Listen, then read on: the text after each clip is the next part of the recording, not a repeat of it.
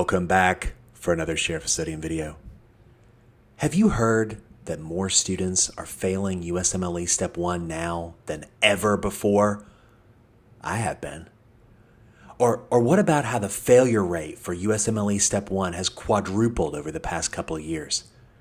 I heard that one myself. Or how about this? Have you heard that massive numbers of U.S. medical students, I'm talking about 25 to 50% of a given class, are deferring taking the USMLE Step 1 exam because they're unable to pass practice exams and fear failure on the actual test? I heard that one too, but I'll be honest, I can't find a lick of evidence that it's true. Earlier this year, the National Board of Medical Examiners released USMLE performance data for 2023, and ever since then, I've been witness to a steady stream of silly sky is falling or sometimes self-interested commentary on the Step 1 pass rate. And at a certain point that I'll tell you about in a few minutes, I said enough is enough. And so I pulled out my badge and my billy club, and I'm going to help separate truth from fiction. Today, once again, I'm the fact police. And whether you're a student or a faculty member or a dean or just someone who likes to understand the actual true reasons why certain things are the way they are, then you've come to the right place. I'm going to give you the facts, ma'am, about the USMLE Step 1 pass rate. Fact. The USMLE Step 1 pass rate was 92% in 2023. It's not 90%. It's not 68%. Or at least those are wrong numbers if you're actually trying to have a serious conversation about the USMLE pass rate through the lens of policy. Because when we talk about the USMLE pass rate, one important question is the pass rate for whom?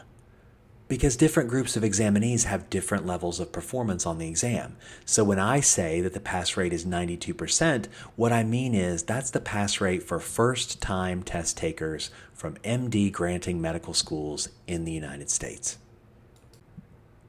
The NBME gives us pass rates for other groups. First-time DO test takers have a somewhat lower pass rate. In 2023, it was 87%. International medical graduate test takers have a lower first-time pass rate still. Last year, that was 72%. And anyone who fails the exam initially and then they retake the exam, well, they tend to fail the test at a higher rate than their educational background alone would predict. So those figures are 70% for repeating MD examinees, 60% for repeating DOs, and 47% for IMGs who repeat the exam. So when you look at the USMLE performance data, they give you figures for a lot of different groups, but the thing you got to remember is that the size of many of these groups fluctuates. DOs aren't required to take the USMLE, and these days many don't, especially Step 1 at least, now that that's pass-fail. And obviously the number of people who repeat the exam, that depends on how many people who failed it the year before, and some people who fail more than once, they reach a point where they stop trying to pass. And obviously the number of international medical graduates, it changes significantly from one year to another. So if you're a member of one of those groups, these data points, they may still tell you something useful. But if you're following USMLE pass rates because you want to make a year-to-year comparison, you can't make an apples-to-apples comparison using these data because there are changes that may be in both the numerator and the denominator that influence the pass rate in a given year. In contrast, MD students, they have to take the USMLE, and the pipeline of MD students grows at a pretty constant rate. So if you want to make year-to-year comparisons of the USMLE pass rate, this is the figure that is most resistant to bias, and it's the only rate that I'm going to discuss in this video. Fact: the USMLE Step 1 pass rate dropped from 98% in 2020. Here's what the past 5 years of USMLE Step 1 performance look like. So it is true, if you're keeping score at home, that the failure rate did quadruple since 2020 because it went from 2% that year all the way up to 8% this past year. But it's not quite true to say that pass-fail score reporting caused the failure rate to quadruple because here's another fact. Fact: pass-fail score reporting for Step 1 began in 2022.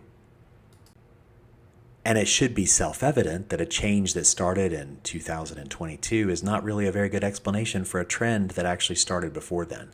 So notice that the pass rate in 2021 was down to 96%. Fact: the Step 1 pass rate fluctuates a bit from year to year. If we zoom out and look beyond just the past 5 years of data and instead look at the past 15, you'll see that the average first-time pass rate is around 96%, with values that go as high as 98% and as low as last year's 92%, which actually is a percentage that's not unprecedented because, as you can see, we hit 92% back in 2010 as well. And actually, if I stop compressing the y-axis, the year-to-year changes in the pass rate actually start to look pretty flat. Now let me be clear. There is something here, and that something is worth talking about, and that's exactly what I intend to do in just a moment. But I'm pointing this out first to reassure everyone that no, the sky is not falling with a 92% pass rate. Let me police some more misinformation. Fact: it's not just COVID. Because I got a lot of snarky messages when I posted this graphic on social media. Here's one, I'll quote. Looking at that graph, it almost looks like something happened in 2020 that disrupted pre-med and medical education, and maybe even the whole healthcare system. And it looks like that something, though ignored, hasn't actually resolved. What could it be? What could it be? And I understand, obviously, why this is an appealing hypothesis. But if you're going to draw a straight line to COVID-associated memory loss and share links with me about brain fog or long COVID or whatever, then I'm genuinely curious how you'd explain the next graphic. Because here's the trend in USMLE Step 2 CK pass rate, which hit all-time highs during the height of the pandemic. As you can see, the pass rate hit 99% for 2020, 2021. There was a 98% pass rate, which is one of the best on record for the most recent 2022-2023 academic year. There's more going on here than COVID. And before I tell you how you should approach it, I want you to have a comprehensive understanding of what that thing is. Fact: the minimum passing standard for the USMLE has increased. This graphic shows you what's happened with the USMLE Step 1 passing standard over time. It goes up by a few points every few years, and in 2022, the same year that score reporting shifted to pass-fail, it increased again from 194 to 196. Fact: Step 1 is a very failable test. And I'm asserting this to you as fact based on two arguments. The first is simply commonsensical. Step 1 is a hard test. It covers all the material that was historically taught in the first 2 years of medical school. Just now, in many schools, that time frame has been condensed down to just a year or a year and a half. And all that material, it gets tested in a level of detail that requires both significant mastery of the concepts and substantial memorization of details. And it all gets done in a format that necessitates rapid and accurate comprehension under steady time pressure. You want to be humbled? Come take USMLE Step 1. Especially if you've been out of the game for a while, I would highly encourage you to knock out a few UWorld blocks and see how you do. But the second line of argument is empirical. A certain number of students have always failed Step 1. There's never been a time, in all the time that we've had Step 1, where the first time USMD pass rate was 100%. Here I'm showing you the distribution of USMLE Step 1 scores from 2019 to 2021, the dying days of the scored Step 1 era. And I want you to notice that even then, even when Step 1 was scored, and Step 1 scores were the undisputed king of residency selection, even when test takers knew that this was their one shot, their one opportunity to seize everything they ever wanted in one moment, some captured it, and some just let it slip. Honestly, just moving the passing standard up from 194 to 196 would probably result in an additional 1% of examinees failing, even if nothing else changed. And of course, something big did change, and that's that we went to pass-fail scoring. But if you really want to understand the implications of that and what it means for students and faculty and deans, then let me clarify just a few more facts first. Fact: USMLE scores are imprecise. Now, if you're a longtime viewer, you've heard me yammer on about this point in the past, but if you're a newbie, let me introduce you to the potentially novel concept that, although we tend to regard a USMLE score as an immutable and perfectly accurate measure of a young doctor's intelligence, knowledge, character, and suitability for residency training, they're actually just an ordinary measurement, and like all measurements, they have some built-in imprecision. But the thing that's maybe a little bit troubling about USMLE scores is that the degree of imprecision, in some cases, it extends across a range where the inference that's drawn from the score might change. I mean, if you CT'd the same pulmonary nodule over and over, you might get different, slightly different at least, measurements. Same thing if you took a stable patient and you just check their serum creatinine or sodium over and over. The numbers you get might be a little bit different, but they're not going to be different in a way that's going to change the decision that you make when you see them. However, if you took the USMLE over and over, using different sets of items testing the same content, and you didn't learn or forget anything between each test, the 3-digit score that you'd get, it would vary around the score that represents your true ability, but it would go by 6 points up or down around 2/3 of the time. And it would vary by plus or minus 12 points 95% of the time, and by 18 points 99% of the time. Those are pretty big spreads. And the way that a program director looks at someone with a 236, it might be very different than the way they would regard someone with a 260, even though, on a given day, someone whose true ability was around 248 could get either one of those scores, and it really wouldn't be that noteworthy of a statistical anomaly. Both would fall within their 95% confidence interval. Now, I do want to point out that for anyone who actually wants to know or understand the imprecision of USMLE scores, the NBME is very forthcoming and transparent about it. These days, they actually include it in their self-assessment score reports. Here's a sample score report for the Comprehensive Basic Science Self-Assessment, or CBSSA. And as you can see, this pretend student got 69% of items correct. And if we take that 69% to be a credible estimate of their true ability, then the estimated probability of them passing step 1, if they took the test within a week, is 98%. Fact: USMLE Step 1 is no longer the most important test a medical student ever takes in their life. This is just a natural consequence of pass-fail scoring. And before you decide whether that's good or bad, let me give you some reminders about the good old days. Back in the scored Step 1 era, medical students collectively spent around 2,000 person-years of time preparing for the test, and that's time just in their dedicated study period. Now, that number may not be impressive to you. You may not have a sense of whether that's a lot or a little bit of person time. But I did the math a few years ago, and I found that 2,000 person-years of time was somewhere between the amount of person time required to write the source code for the Apollo 11 moon landing and the amount of person time that was required to complete the Human Genome Project. And here's another cherished memory about the way that we were in the scored Step 1 era.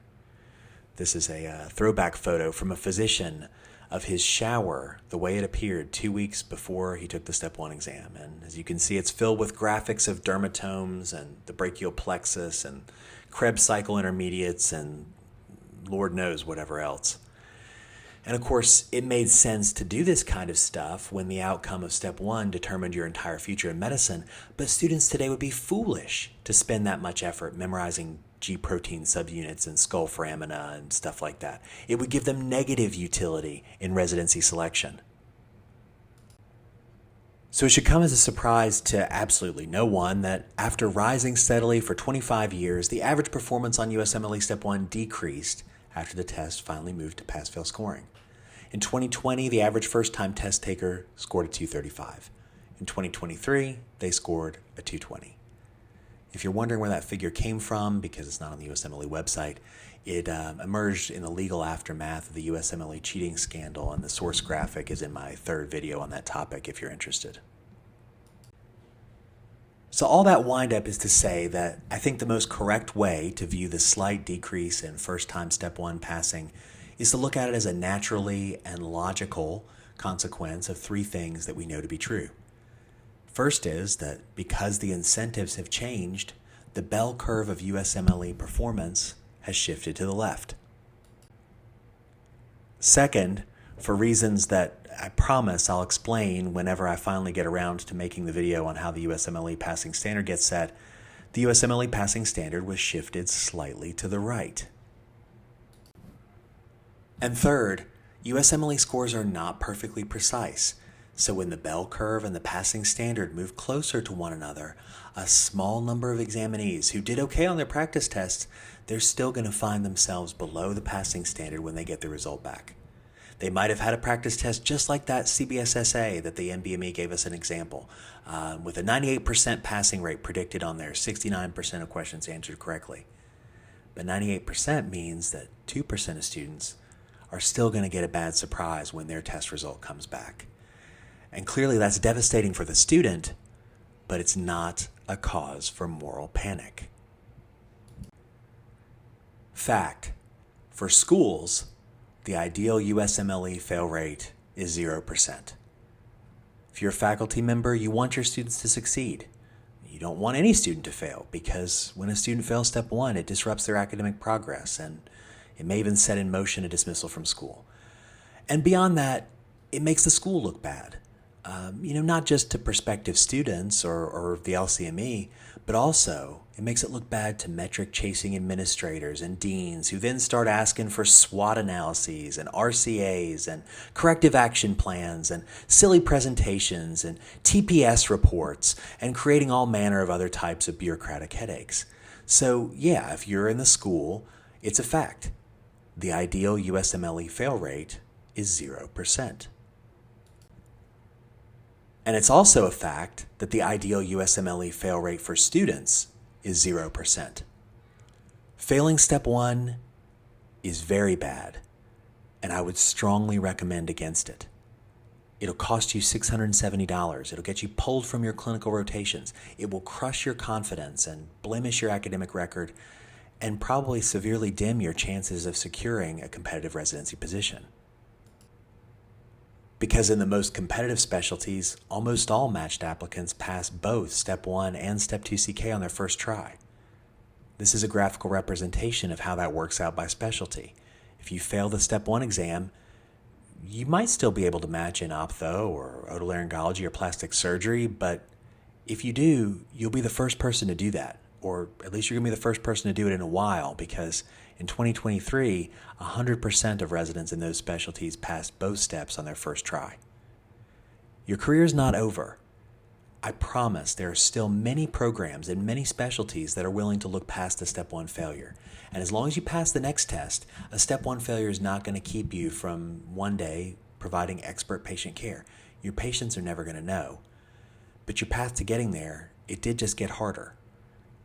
So for students, yeah, Step 1 failure is a bad thing, and the ideal rate of it is 0%. But here's something else that's a fact. For society, the ideal USMLE failure rate is not 0%.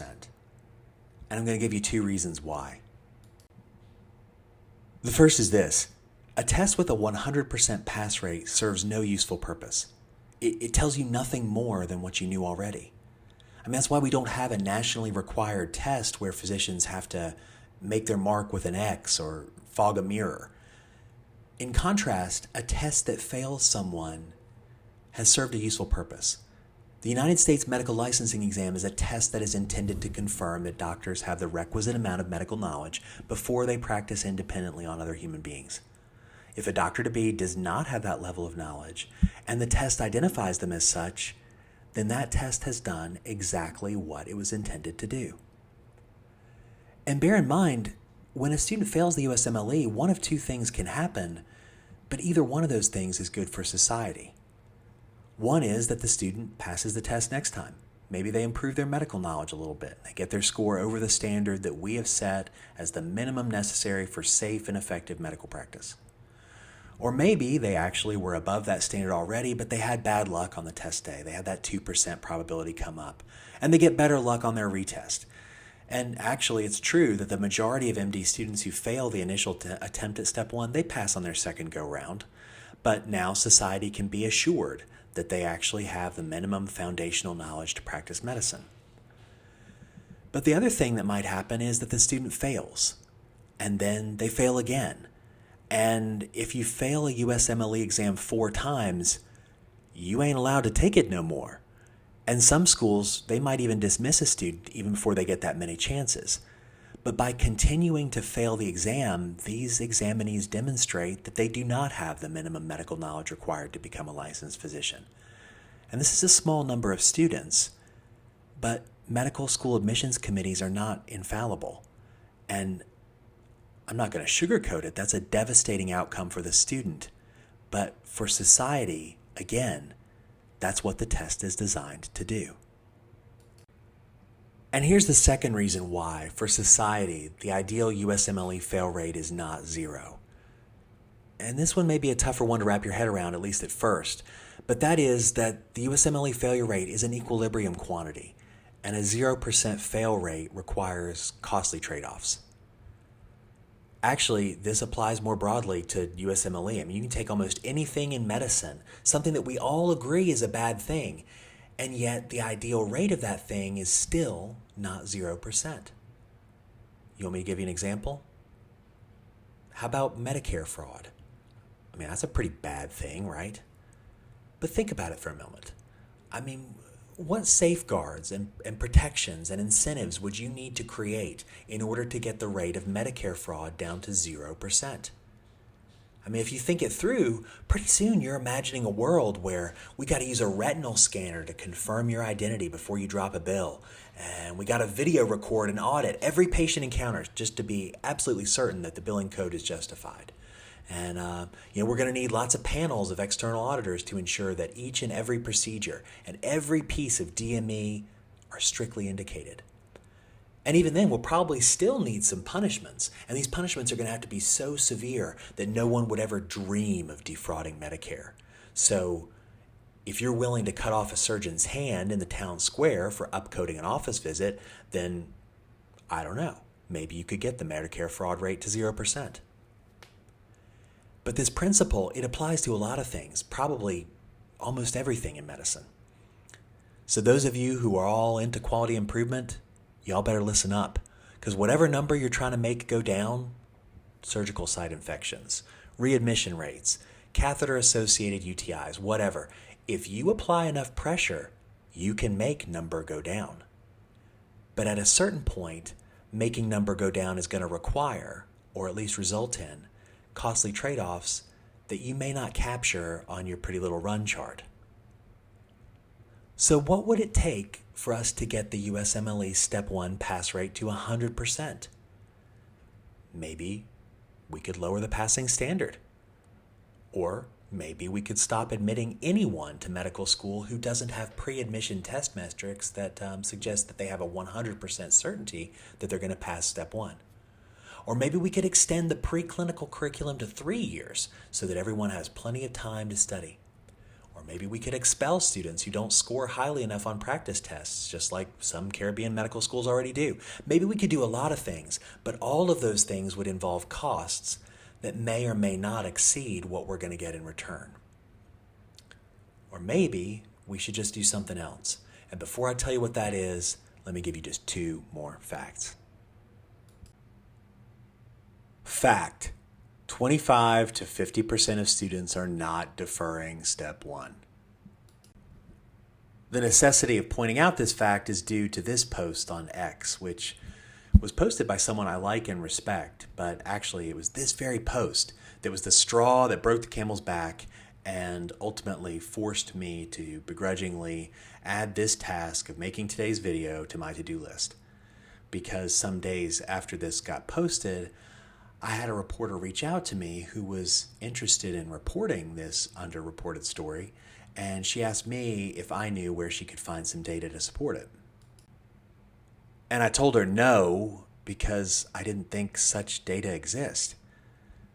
Honestly, just on its face, you'd think that people would notice something like half a medical school class disappearing without a trace. And even if that did somehow escape our collective notice, I would still expect to find an observable dip in the number of USMLE Step 1 test takers if that many students were deferring. But as you can see here, except for a transient decrease in test takers when the test centers were shut down due to COVID lockdowns in 2020, the number of MD test takers seems to be growing each year at the same steady rate. You also got to remember that a certain portion of medical students have always deferred Step 1 for various reasons. I mean, usually those are personal reasons because, life happens when you're in medical school. So there's a certain base rate of deferral that existed even in the scored Step 1 era. It wasn't like there were no deferrals back then. Now, I don't think many schools are interested in publishing their deferral rates, so there aren't a lot of public data that I could find. But I did find this one paper from a few years ago at the University of Michigan after they changed their policies to allow liberal deferrals of quizzes and exams for really any reason during their first 2 years. And the authors noted that under that very unusual policy, which made it so easy for students to get behind that they actually had to dial back that policy a year later because it was creating problems, even then, only 14% of students deferred their Step 1 exam. So I wouldn't be shocked to learn that some schools nowadays have a similar deferral rate, especially as students adjust to a shorter preclinical curriculum, which is a change that many schools have made to go along with pass-fail scoring. But I don't think there's anywhere near this 25 to 50% deferral rate. And that brings me to my final fact, which is this. Medical students are smart. Because you know what? Even if a greater proportion of medical students are choosing to defer Step 1, who cares? I mean, deciding not to take a test that you might fail and that would have catastrophic consequences on your career if you do, that sounds like a pretty good decision to me. Medical students are smart and they want to succeed, and they can be trusted to do what's in their own best interest. And what they believe to be in their best interest, that may change as new information becomes available. Spending your free time on a research project during M1 year, that may be the best way to get into a competitive residency program until you take your CBSSA and see that you could fail. And so in that case, you might take a couple extra months to study hard and make sure that you pass. And if you did, I would see that as a natural result of the incentives in the residency selection system that we've created, or potentially even an opportunity for an adult learner to get a life lesson. It's hard for me to see it as evidence of a failure of medical education. And actually, I'll tell you this too. In truth, I think we should make time variable, competency-based medical training be the norm from undergraduate medical education through residency and fellowship. So in closing, here's how I think you should regard the 3 to 4% drop in first-time test taker pass rate for USMLE Step 1. If you're a student, respect the test. Recognize that unless you're scoring around a full standard deviation above the passing standard, there is a small but non-zero chance that you could fail just by dumb luck. And it's hard. It's hard to tell how much is enough when you're studying for Step 1 because the volume of material is enormous. But you need to stay organized and work hard and do everything you reasonably can do to learn enough that you don't end up on the wrong side of the passing standard. If you're a patient, relax. Rest assured knowing that 100% of the MDs that are going to treat you have passed the USMLE, regardless of what the national first-time pass rate was whenever they took the exam. You don't need to worry about the pass rate because the test is doing just what it's supposed to do by ensuring that anyone who progresses in medical training has acquired the minimum knowledge standard necessary to do so. If you're a medical educator, it's not your fault, any more so than it was your credit when the pass rate was 96 or 98%. For better or worse, almost no student relies on their school's curricular content to pass Step 1. And students are going to choose what they think is best for them. So focus on teaching the best you possibly can for those who like your style, but be sure to take the time to impart wisdom about actually being a doctor because students aren't going to get that from first aid or Anki. If you're a dean, recognize the problem that you're up against. You can get a 0% failure rate, but you may not like the way things look when you get there. The simple fact is that students no longer have an incentive to over-prepare for Step 1 like they did back in the good old days of memorize the brachial plexus when you were in the shower. At the same time, failing step 1 remains a very bad outcome that every student very much wants to avoid. So make sure you give good advice, or better yet, put your money where your mouth is and make sure that you're providing students with enough CBSSAs to allow them to realistically know what they're getting into. I think you're also going to want to look carefully at your shortened preclinical curriculum and make sure that you allow detours for students who do need a little extra time. And finally, if you're just mad because you suffered through the scored Step 1 era and you want everyone else to suffer too, or maybe your high Step 1 score became entangled with your sense of self-worth, or maybe you're just not selling as much Step 1 prep as you used to, I don't really know what to tell you other than keep that stuff to yourself. And folks, that's all I've got. Thanks for listening.